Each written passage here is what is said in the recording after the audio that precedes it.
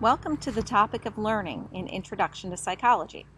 This week you will get an overview of a few basic principles of how humans and animals learn.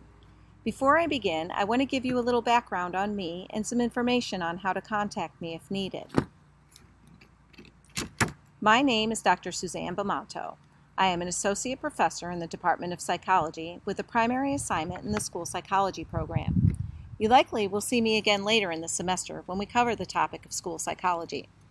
I teach graduate courses in academic assessment and academic intervention, among others, and the topic of learning is a major focus of my teaching and research.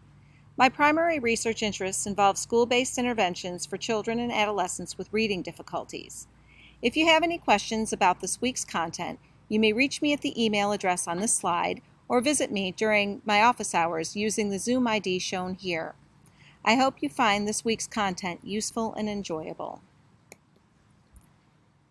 When we think about learning, we are likely to draw upon our own experiences. We might conjure up images of sitting in a classroom, listening to a lecture, reading a textbook, or watching a video. We might also think about learning a skill, like playing a sport or musical instrument, creating art, or communicating with others. To develop theories on learning, we need to think about the processes involved in learning.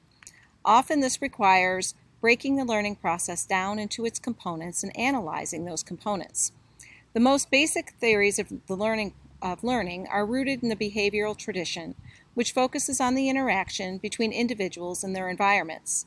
This week we will be covering those basic theories and the experiments as well as accidental findings they were built upon, and also some ways they are applied in practice. But these theories have since been expanded, and more contemporary understandings of learning include cognitive, social, and biological factors. These other factors may be covered later in the course, especially in units on intelligence and cognition. This week, you will be reading about 3 ways of understanding how we learn. These theories have built upon each other. You will read about the development of classical conditioning from Pavlov's early work with dogs and Watson's expansion of these principles with work in humans.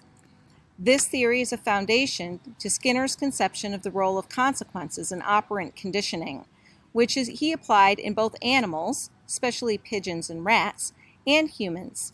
Finally, Bandura took this work a step further in his work with children to clarify the role of modeling and observation in the learning process. In covering this material, I will use the assigned chapter for this week as an overview. The chapter has a number of embedded videos that will be beneficial for you to take the time to view. The video on gun violence and aggression is relatively long and not especially helpful in understanding Bandura's theory, so you can skip that one if you like.